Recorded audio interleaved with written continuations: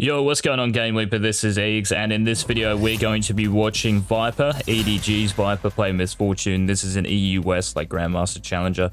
And yeah, we're going to see what he does in the laning phase as Misfortune to absolutely pop off. So let's get into it. Now, one of the first things on Misfortune, guys, like whenever there's a little level 1 fight like this, your basic trading pattern is auto-attacking and then queuing. So level 1, if the enemy champions are, I would say, like if they're very short range, like we have a Gragas and Kai'Sa here, very short range, starting your Q is actually going to give you more pressure in this lane. Now, you could start E with your Comet, of course, for a bit of poke. But when there's a fight and your support goes in, skilling your Q is just going to give you more damage in that fight. So you're simply auto-attacking and then queuing. That's pretty much it. Okay, so don't skill anything at level 1. Just wait until, you know, something happens in the lane. If nothing happens, of course, you can get your E first to harass the enemy champion and to hit the wave. But in this situation, auto-attack and queue the champion your support has gone on. This is also a trick you can do, guys, on Misfortune. It's probably like the most important one, to be honest. Using the enemy minions as like a stepping stone for your Q to then jump onto the enemy champion. So you can see that when Viper Qs that minion there, you can see that Kai'Sa is like in line with that minion. But unfortunately, just because she is out of range and there's a minion behind it, it hits the other minion instead of Kai'Sa. But this is something you have to do. And it starts with your own positioning. So you're trying to line yourself up with the minion and the enemy champion. So when you use your Q on the minion,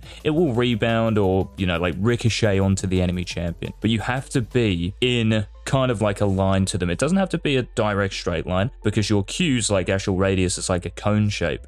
But the straighter it is, the closer you are to being in a straight line with the enemy champion, the better chance you have of actually hitting them with your bullet time.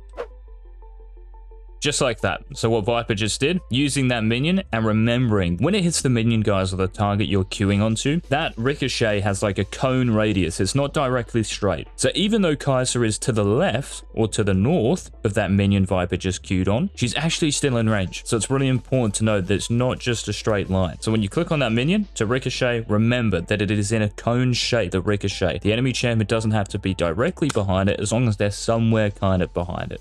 And this is what ends up happening here. So again, using the ranged minions, okay, as a form of poke for your Q. This is something you can do as well, guys. So how Viper there has used his E to poke both the Gragas and the Kai'Sa. Honestly, he probably doesn't need to at that point, but this is something you should be thinking about as well. Not just using your E to hit like one enemy champion, try to hit both of them with your Make It Rain, okay? This is just more efficient, I guess, than just hitting one champion.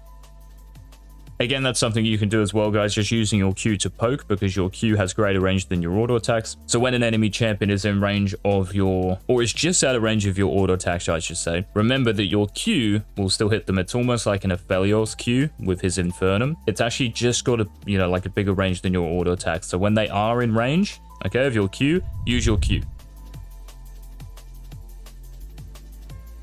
Now, you can also see here, guys, how the enemy Kai'Sa has moved up for a minion. And you can also see this cannon minion here just behind Viper. Now, notice his positioning in this lane, okay? Because so many AD carries here, where do you think they'll stand? They'll probably stand behind these red minions. They're never going to stand where Viper is. Now, thankfully, his support is also, like, you know, very good. So she understands this as well, that Kai'Sa wants to go for this